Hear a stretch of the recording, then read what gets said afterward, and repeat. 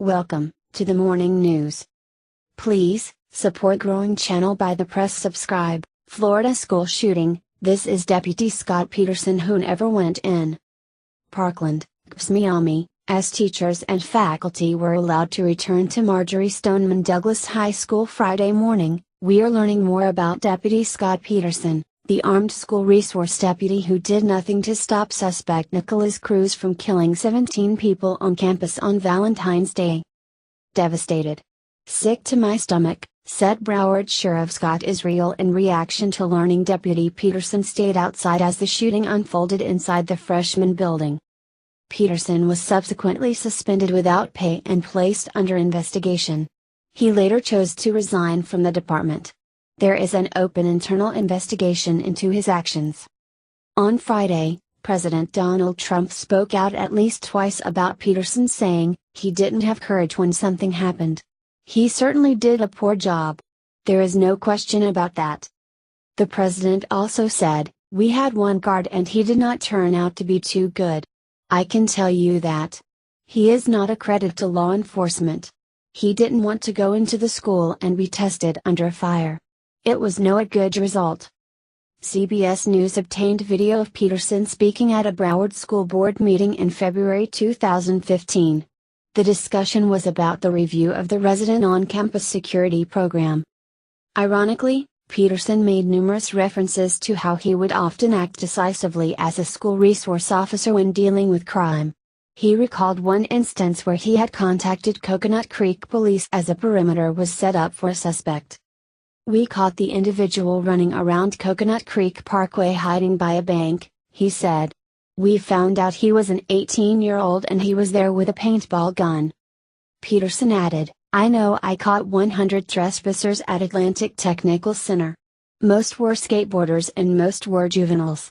You get me up and they don't come back." Now Peterson is known nationwide for not taking action following the president's comments. The president of the BSO Deputies Association said Peterson is distraught and believes he did his duty and did a good job calling in the location. Sheriff Scott Israel said Peterson should have gone into the school and killed the killer.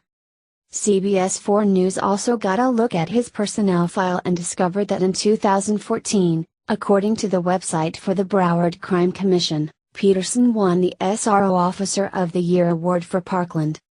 The award stated, "Deputy Peterson has proven to be reliable in handling issues with tact and judgment. Deputy Peterson is also active in mentoring and counseling students." A CBS 4 News crew went to an address for Peterson in Palm Beach County on Thursday, but sheriff's deputies outside the home asked the crew to leave. As for the events on the day of the shooting, police say suspect Nikolas Cruz entered the high school's Building 12 from the east side, where he shot into 4 classrooms. He then took the stairs to the second floor on the west side of the building, and allegedly shot the victim in another classroom.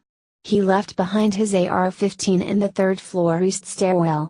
According to police, during the shooting, Deputy Peterson stayed outside of Building 12 on the west side for about 4 minutes. The shooting lasted about 6 minutes. CBS News correspondent Manuel Boyorquez also reports Peterson was allegedly made aware of Cruz's behavior multiple times before the Valentine's Day shooting. Since 2008, the Broward Sheriff's Office was involved in 23 calls involving the killer in some way, shape or form, or his brother.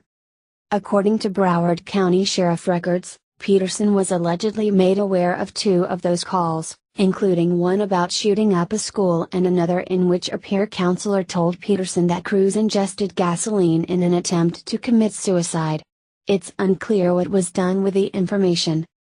Also in November 2017, Cruz was involved in a fight with the adult son of a woman he was staying with shortly after his mother died, according to a Palm Beach County Sheriff's Office report. On November 28, a 22-year-old man at the Lake Worth home told the responding deputy that he tried to calm down Cruz, who had been punching holes in walls and breaking objects, but Cruz hit him in the jaw, and the man hit Cruz back. The deputy found Cruz a short time later at a nearby park. Cruz told the deputy he had been angry because he misplaced a photo of his recently deceased mother, and he apologized for losing his temper. The other man told the deputy he didn't want Cruz arrested. He just wanted Cruz to calm down before coming home.